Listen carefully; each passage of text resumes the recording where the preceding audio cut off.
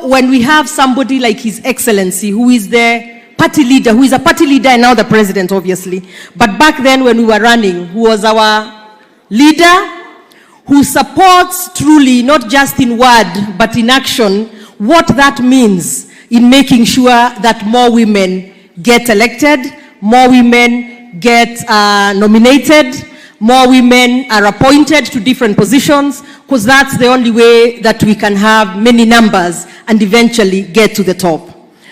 Very quick story, Your Excellency, let me tell them. His Excellency was that one big brother, like you had say to us.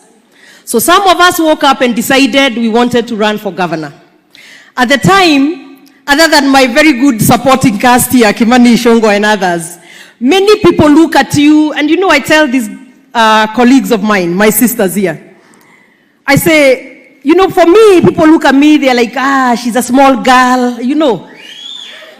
You get, you know, so sometimes, you know, let me tell you an example. There's a time when I first started into politics, I've always been small by nature. And then I wanted to run for MP. And my dear mother gave me her driver to take me because I was new in the country and I didn't quite know the boundaries. So I walk with this driver, he's big and me, I'm small, and we walk into a room and everybody say, Mheshimiwa, Mheshimiwa, to my driver now. I mean, so it's always been that kind of thing. But this is what I wanted to say when I say that. His Excellency the President made sure that he wanted to really help us until we got to the finishing line. So every month or so, we would do polling, Your Excellency. Let me just reveal that a bit, so they know what it takes. We would do polling in our areas, and you would have your numbers projected, how you are doing, and we are in a room full of people. You know, where people sometimes look, everybody looks down, they don't want to look at your face, because now you're trailing this week. And one day His Excellency told me, Susan, I don't want to see you in Nairobi again. Go to the ground and live there. And he told me, you buy rubbers, and if you don't know where to buy rubbers, I will buy for you. So even today when I woke up and wore my heel, Your Excellency, I just wanted to tell you that by you making me buy rubbers and stay in that county, I was able to finally deliver. But saying all that to say, you really are so supportive that I wish and I pray that everybody around us, all of us women here who want to run, can get that kind of support. And I want to say that we, even as we begin this G7 and now to G24, and I'll reverse myself there on the G16, I pray that for you sisters, whose hands you want held, that we shall be up to this task as we work hard at retaining our seats, because we also can't increase by reducing our numbers, other than our governor here who will go a bit further up because she's a second termer. I just want to tell you, my sisters like Mokami who are here, Haika, you know your governor is a second term governor. Haika, wale wote wanataka kusimama.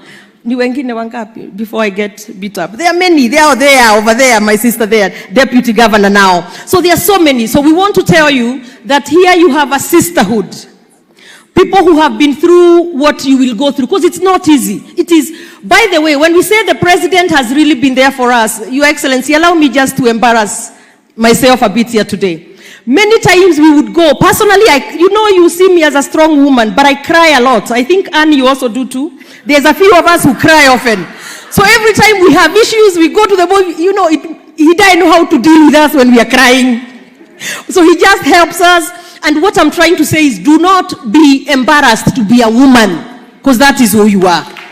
Don't tell yourself that you have to be this hard man. Like my brother Sakaja said, be yourself, be authentic, and once you get the position, do not forget that the reason God put us here, because I believe, it is so that we can take care of those women in Mashinani, especially. So that we can make sure, so we can take care of those girls who don't go to school, or those who get impregnated when in school, and those who are not able to access health care, and those women who need water. And thank you, Your Excellency, for the markets that you have brought. For me, I'm so excited because we campaigned saying that our women will be able to do their jobs in an environment that has dignity. Now we can have markets that have water, that have lighting, that have toilets, that have lockers, and that is because of you, Your Excellency. So for us women, as I finish, we are very clear, we must deliver so that we can make sure we don't knock the ladder down, but instead lift others to come join us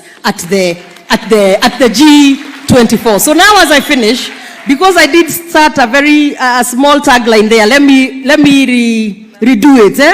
So when I say G7, it's G24. Sawa. G7 to G24, sorry. So G7 to